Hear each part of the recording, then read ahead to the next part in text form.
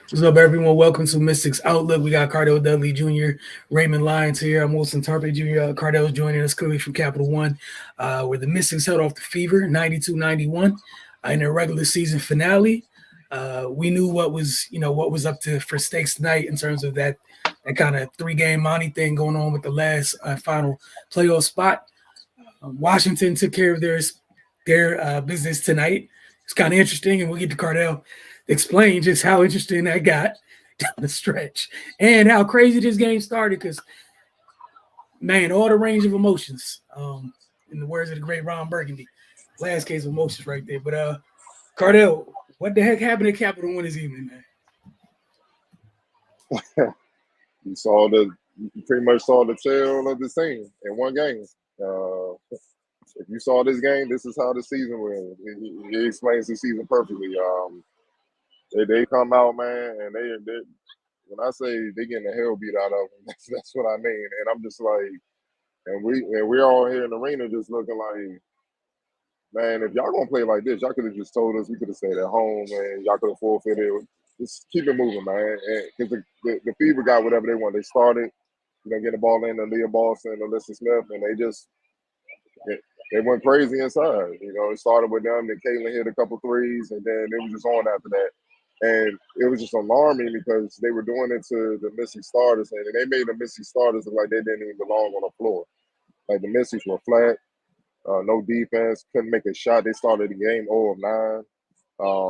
It was just bad basketball all around. So to ball bench them, put the bench mob in, and then that's when things turned around. Led by Secret Kone, posted what I believe is her career high, 20 points, 7 rebounds.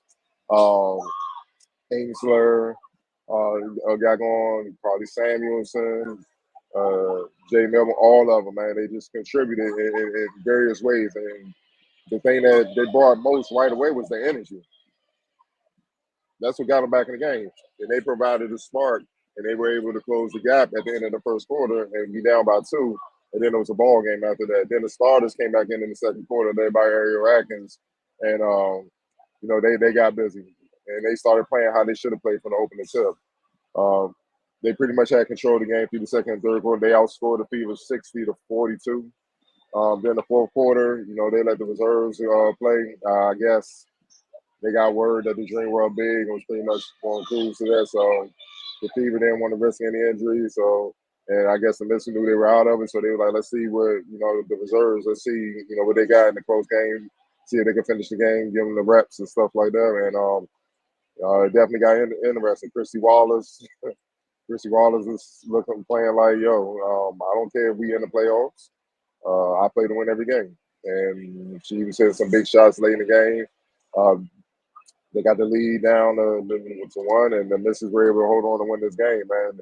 Uh, a lot of range of emotions, man. You know what I'm saying? I'm like, I'm looking at Tim Paul. I'm looking at the head coach like, what are you doing, man? Get Kone back in the game, man. Like, what are you doing, man? Like, Dawson ain't got it today. You got to understand that, man. You know what I'm saying? But, they managed to survive, unfortunately, and lost to the Dream over the weekend, which we knew was a big one, came back to bite them. You know what I'm saying? Because we knew the Liberty was going to be a tough matchup for them.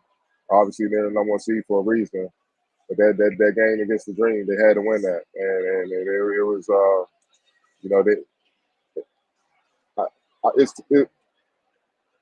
was, it's disappointing that they didn't make the playoffs, but how they started the season on 12 and the way they fought and battled back, I gotta give them respect because they could have tanked this whole season a long time ago. Just showed up. It's my job. Play for stats, not really trying to win, and just trying to get a high pick, in the draft. But they competed and made a push, and it's right there for the playoffs. It was right there. It came down to the last day. So, and this is the fight we've been speaking about. Especially me from the beginning. This is the fight we become accustomed to seeing for the Mystics. So, since the Balts ago, which was our first year covering the team. I don't care how talented, how untalented they may be, they compete. Whoever's on the floor compete, and that's what you saw. I say the second half of the season, and it made a push for the playoffs, man. And that's all you do is respect it. I like the fact that they won this game. That's something that they can hang their head on moving into the off season and build reps, man, and try to figure out how to make their team better, how to get ladies healthy and keep them healthy. We're gonna talk about that later. and try to be better for next season. So that 0-12 start won't be an issue from next season. It'll be back to what we've been accustomed to seeing from them, which is making playoffs consistently. And then once they do that, then build from there and try to get back to a championship team. But they're a long way from there. But all on a hell of an end to the season. The way they fought. And just take that energy into the off season to get better. Ray, your thoughts on the Mystics season finale? Yeah, was definitely alarming to see the way they started the game, given the circumstance they was in regards to the standings in the playoff race. But yeah, man, the whole season, the majority of the season, the bench has been, stepping up, and they did that tonight. They came in and they walked that lead down, and from there, kind of Mrs. kind of took control of the game and was in the driver's seat for most until that late push by the Fever. Like you said at the start, it was just a microcosm of the season. The last few seasons, to be perfectly honest, man, I don't think the Mystics have had a normal season since they won a championship. But yeah, it's good to see that they didn't just punt after the way they started the year. That was stressful for all of us. But they managed to fight back, get themselves back in the mix, and it came down to literally the final day of the season. Yeah, and down the stretch, they had a couple opportunities to kind of control their own destiny. They dropped the game late to Minnesota, which they could have won, and then the big one to Atlanta, which would have, for all intents and purposes, put them in that 8th spot because of how things would have shook out with the tiebreakers and all that. But yeah, man, I mean, it is what it is. Only thing they can do is move forward from here. It's good to see that they do have some good pieces on the bench, and God willing, if the starters can remain healthy, then we can actually see what this team is supposed to look like. But yeah, man, that health thing, that's been a thorn in the side for sheesh for a couple seasons now. So yeah, and that's more out of their control than anything. In some aspects, because there are some things they can do to kind of address that. But yeah, it's just hopefully they get there. They can wrap around that and control that situation, and then just kind of start to play and get some normalcy into how they go into a year and attack these games. Yeah, I think that's obviously agree with everything you guys said. I think that's the biggest thing to walk away from this year, which stinks. And again, we'll talk about how it pertains to going forward in a little while. Is we never got to see the true potential of this iteration of this team. We know it's professional sports. Teams rarely stay the same, even when you keep cores together, whatever. It's hardly ever the same group of people year to year, right? And because of injuries, and we never really got to see what this group fully looked like as a whole, like their true potential at all. As you guys said with the bench, they've been remarkable all year long. No matter who's coming off the bench, they stayed ready. I think Eric Atkins was talking after the game on a broadcast, and she shouted out the bench, just talking about them being how consistent they were, how ready they were. She mentioned that the starters were not ready to go at the start of the game, including herself, and she talked about the bench. Since the bench best, in her opinion, is the best bench in the league, and just talk about how much the bench has picked this team up this year. And we got, just being honest, how many times we come on here after games and talked about how the bench has changed games, kept them in games, won games. We're a couple weeks removed from the bench putting up 50. Just a couple weeks away from it. You know what I'm saying? So, and in a game like this, where we saw that on one end of the spectrum, one of the most horrible starts you can have in a game with stakes in it, the bench comes in and turns the whole thing on its head. And this is before the Fever, started sitting people down and what have you. And to that bench, also want to shout out Shatori Walker-Kimbrough. She passed the franchise record for the most points scored off the bench in the season with her points tonight, 273. So shout out to her for that. Again, speaking to the consistency of that group that came off the bench and how important that group has been to this team. That said, player of the game for you guys tonight. Messi's bench. Messi's bench. Ray, what say you? Yeah, you got to shout the whole bench mob out because with the way them starters came out, it was getting ugly real quick, and for them to immediately flip the switch like that and reverse the fortunes, that the whole bench get credit. No arguments for me. Again, we all agree that game changed when that bench came in, and think about what they were looking at when they came in. Like the starters left you that. Could have went one of two ways. Shout out to them for making the most of it, right? X Factor. Messi's bench. And man, again, this is an easy one. Again, shout out to that group for what they've been this year. We ain't gonna complicate this. Messi's bench. Because without the bench, this is bad. This is very bad. This goes down in infamy, the type of finish without the bench. Like it was headed there, man. A couple of them starters need to, I don't know, by the time. I'm gonna just leave it there and keep it real. A couple of them starters, man. They gotta ask themselves some tough questions. Very tough questions. All right, well, if that's the case, we'll go ahead and transition on from that. Obviously, we've talked at length. We've had 30 games to talk about this season as it is, and for what it was as it was going on. Gonna just take a look forward, right? We talked about this bench group. We talked about going into this draft. They have 2 first-round picks, which I think sometimes people forget. Going into it because a couple years back when they traded down out of first, picked up another pick from Atlanta.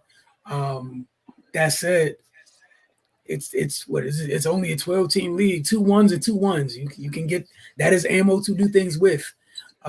Ray, I guess we'll start with you. In terms of what's next for them and what do you feel like they need to address? And then Cardell, I'm not even going to count you in. As soon as Ray's done, just jump in it. First, they need to address their health issues. Their strength and conditioning team or whoever need to get in the lab and figure something out and see what's been the issue these past couple seasons, because it's been crippling, man.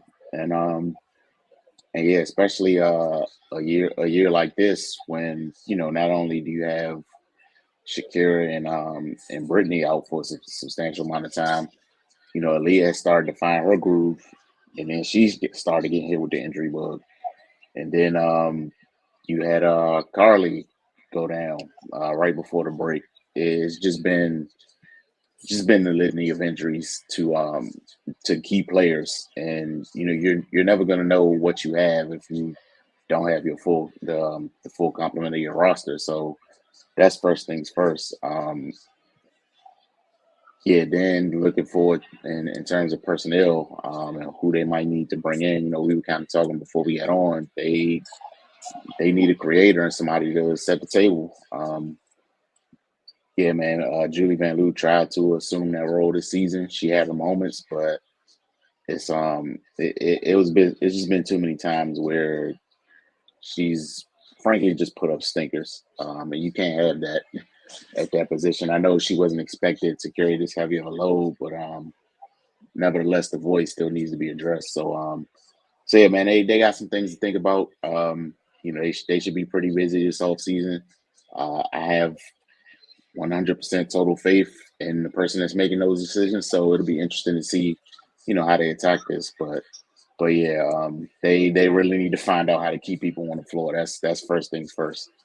This obviously the season goes much differently if that's not a recurring issue for him. Yeah, I'm with Ray. First things first. See if Tim Grover available, if he's willing to come back on a WNBA salary. It's just drastic the way they get hurt. You understand this goes back to their championship year. Galadon was fighting through crazy injury, and that's what messed her up moving forward. She had to sit down a year. You know what I'm saying? And even in the bubble year, ladies were banged up. Like it's been consistent. Key players been banged up ever since that run, and that shouldn't be the case. There's something going on. They either not doing enough or something, or they're not doing much or nothing. You know, it's one of the two, and hopefully it's not both, because that means it's very bad. Um, you gotta keep it. You gotta keep them healthy.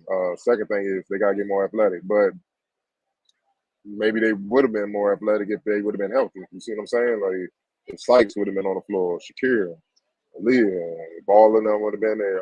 Kone came late in the trade. I like what she brought. That's a hell of an addition to keep moving forward and all that. She showed a lot, and she's one of the few players that just rapidly got better throughout her time here. Um, and on the perimeter, outside Atkins and Sykes, you can say Sutton as well, but she doesn't really get that much playing time. You need more athleticism on the perimeter. You got to get some players that can turn the corner and get you easy baskets, or put the bigs in position to get easy baskets. Because look, the Mystics are second in the WNBA in 3-point shooting. They shot 36%. Yeah, they shot the second most threes and made the second most. And they shot 36%. They were literally second in the league in 3-point shooting. But field goal percentage, they were ninth, 43%. Free throws, Lord Jesus. Free throw attempt, dead last. Free throw mates, dead last. Free throw percentage, 76%. They were 10th in the league. Total rebounding, dead last. They only grabbed 31 rebounds a game, just under 32. Blocks, 3.5, 11th in the league. Turnovers, it's just 12. They average 15 a game. They need a serious playmaker. They need a serious playmaker, and one with athleticism, one that can score and facilitate and defend. I'm not saying she has to be elite all world, whoever that plug is, whoever, if they draft her or if they look in free agency or whatever, but it has to be someone that's capable of doing those things. And at the center position, you got to be a youth movement. Look, Stephanie has had a great run, but the teams took advantage of her. They put her in pick and roll and made her move. And then the bigs, if you just watch the season, just watch the film, every coach run basket to basket as hard as you can. She can't keep up. She can't keep up. And when she's on the floor, the Mystics have to play at a slower pace to maximize what she could do, which is pretty much the only thing is hitting trailing threes, because she's not mobile, agile enough as is to go to work on the block. So look, man, they need a lot of work. I like what they have on the bench, but they have to keep the ladies healthy and just get a couple of pieces where they, like I said, all around players that are athletic, specifically at the point guard position and the center. You may not want to go there because you got Sika and keeping Shakir and Aaliyah healthy. You good in the paint. You see what I'm saying? So, like Ray said, man, Mike Taball, he's earned a lifetime player to never be questioned after bringing the championship here. He knows what he's doing. I mean, like, look, Kone. We talking about Kone. No one knew she was in the league before she got here. Let's be honest. And look at the impact she's made. So now moving forward throughout the summer into next summer or whatever in the off season, unless she goes overseas or she plays in the United League or whatever that they have. That's a bright spot to look forward to if she could just stay up and keep developing and all that. And you can see she makes an impact. Because one thing about her, man, she has a hell of a motor. She comes in the game and no fear. I'm giving everything I got, and that's contagious, man. You gotta keep Sykes healthy. You just gotta keep him healthy, man. So maybe the change, maybe with the strength and conditioning side, you never know. You know what I'm saying? Maybe that's what it needs to be questioned. On the men's side, not just on the Wizards, I'm talking about throughout the league. If key players for years keep dropping, yeah, people losing their jobs. People on that coaching staff gonna lose their jobs. So, and I'm not wishing on that on nobody, but it's the big girl business. You know what I mean? They say the best skills availability, and if you're not available, it handicaps everything. You know what I mean? From the coaching staff to the franchise overall, man. So, again, love the way they fought, but they definitely have to show us some things moving forward. Yeah, I think you guys touched on it all. I, I think the biggest thing is that they got a lot of options going into the offseason, right? You got multiple ways to attack things that I think we all agree on. However you go about it, got to be more athletic and dynamic on the perimeter. But I think the one thing that's for sure is they do got to figure out what's been going on in terms of people, in terms of the bodies that are dropping. It's been consistent since 19, in such an alarming rate. Like this group barely had a chance because of the injuries to start the year. And again, credit to them for mentally staying in it in the way that they finished. And that's again, that's the thing that's at the forefront of my mind is, damn, what does it look like if they were a little bit more healthier? Like if that group was that mentally tough, what does this look like? That's it. You go into a draft, you got two first round picks. Free agency possibly could be interesting. And we're gonna see what things look like. But yeah, you got to get. I think you have to find someone to set the table for these bigs. You got like you add Kone to the mix, which you got Kone, Enxler. In terms of off the bench, you got a Kara and Aaliyah. You got to find folks to make it easier for those folks. Like all four of them are running the floor with no issue. Got to make it easier for them. And I think honestly, like the easier it is for them, the easier it's going to be for everybody. Like you guys mentioned how well they shot the ball as a group, right? But that balance is there's not a balance in terms of that free throw, that ratio between free throws and 3-point. It's too wide a gap that has to close. And I think that's the biggest thing. Go ahead. And why you think they got to play that way? Yeah, I mean they're not athletic enough. They're not athletic enough. They can't get up and down like the. I mean, for the most part, like be honest, but they're in the world in which they want to go, where your 4 and 5 is, your pairing up front is Aaliyah and Shakira, right? Mm-hmm. Outside of Sykes on this team right now, how many guards are like in terms of athleticism on the determined athleticism that the bigs are? The bigs are flying up and down. Yeah, like I said, it's only Sykes, Atkins, and Sutton. I mean, Jay can run. Jay can run, but Jay can stay in front of people.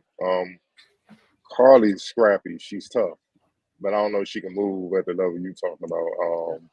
Ainsley's more of a forward. She's more of a wing, so she's not. She's straight as well, athletically. She get the job done. And she's versatile because she could go between like the 2 and the 4, some 5s depending on who they're playing against. But yeah, man, they point guard. They need they need athleticism, man. All y'all people out there that think athleticism don't matter, you either didn't have it or you don't know what you're talking about because it matters, especially at the big girl league and the big boy league on the NBA side. It's hard. It's hard, man. You don't have to be an elite athlete, but you got to be good enough. Or life is gonna be hell. You know what I'm saying? Because you're gonna be getting blown by and embarrassed. You know, especially defensively. You know, like I let that one play with Stephanie Dose and Sykes had a wide open, set it up perfectly, pick and roll, dropped it, and Steffi was a cement. You know, and the ball, and they stole the ball. Whatnot. She couldn't even get to the ball. And that's what I'm talking about. So it takes away. It takes away their chances at easy baskets when she's in the game, and teams know that. So when they try the little pick and roll thing with Steph and all that, all they're doing is blitzing whoever got the ball and making them give the ball up quicker than they really want to really set up Dose and to give her time to get to the ball. And Sika and all them, Shakira, you can throw that on anyway. They're gonna run and get it. They're gonna be right. They're gonna catch up with it, and that's the difference, man. But keep Shakira healthy, man. Because the last 2 years she hasn't been healthy. That's the like I'm looking at the games. Like Shakira has only played 12 games this season, and Brittany Sykes only played 17. I mean, no, that hurts. That hurts a lot. That's not even half your game. That's just starting 1 and 5, and you're not getting 20, 25 games from them, in a 40-game season.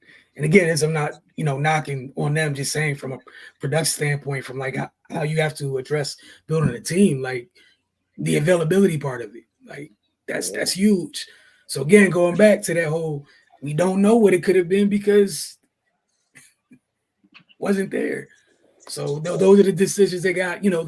That's why they get paid the money they get paid to make those decisions and go in and figure out what you need to do. But like you said, if there was every year to need a point guard or something like that, this is not a bad year for it. But it's not to say a rookie can fix everything, but just saying there's options. Like you got free agency, you got ammo in terms of, you got currency in terms of 2-1s. You also can just pin out things, shake out, select the rookie. Yeah, there's things you can do. It's dusty in here, man. Jeez, kind of chilly. I'll be specific. But yeah, there's options, there's things they can do, man. But yeah, they definitely got to get a little bit more dynamic because those are the teams that really give them trouble.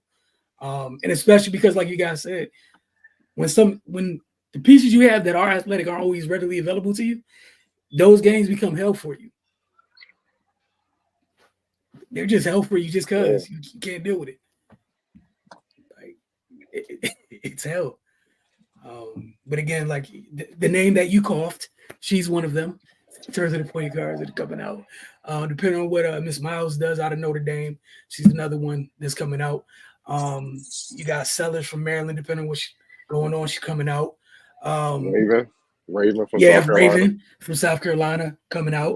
Like there are options.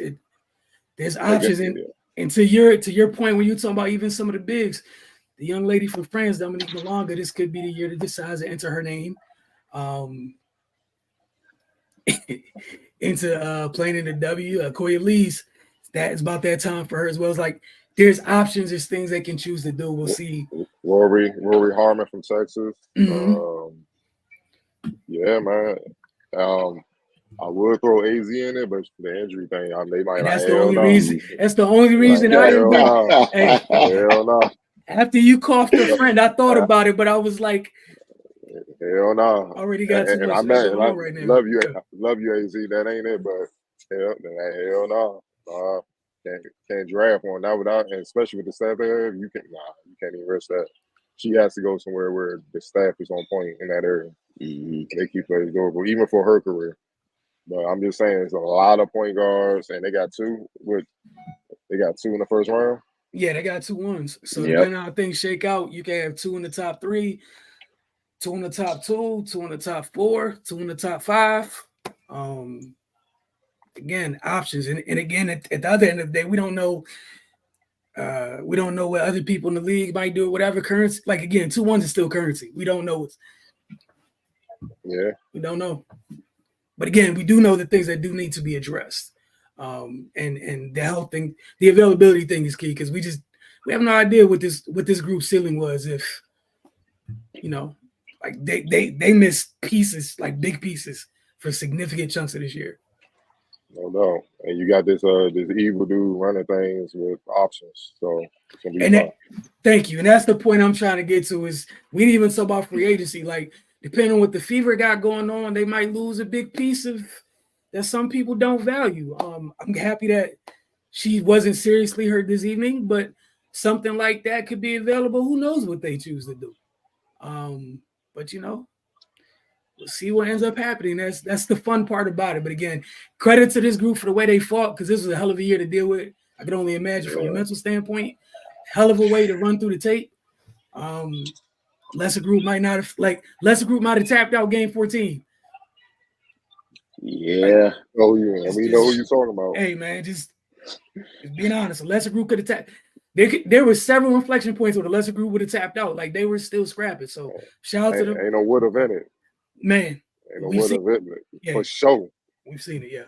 Without a doubt. So shout out to them for getting through this year. The hell that they dealt with mentally, physically, hope everybody rests up, have a great off season. And then we'll see what happens. Again, a lot of options. There's areas that need to be addressed. And we'll keep you guys posted throughout the year. As anything happen, you guys know how stuff goes in the off season. Things happen in little flurries until all of a sudden we'll be right back here. College basketball season's over. We'll be 7 days away from crowning the national champs and talking about who's going, who's picking where in the WNBA draft. We appreciate you guys for this season. We'll see you guys soon.